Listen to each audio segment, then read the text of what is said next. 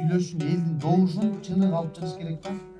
Миң агитатор алып алып, анан акчанын күчү менен барган ал эч качан сүйлөй албайт экен. Күч структураларынын мыйзамдарын эксперттеп, изилдеп, бүгүн ошол куртумду берип келем.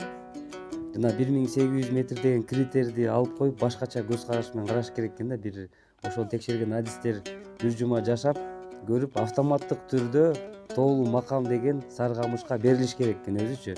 Ошо сиздердин уул кыздарды кесипкөй юрист кылып тарбиялап келем. Илимпоз юрист кылып тарбиялап келем. Жогорку кеңеште да Чыңгыз Айдарбеков көтөргөн да бул маселеничи. Эженин база өткөн жолдорун, буга чейин кылган жумуштарын, билимин баардыгын баалап. Сулайманов деле бул маселени айтканбыз, ушу ак иштер мындай аракет кыла алган жок дейт да.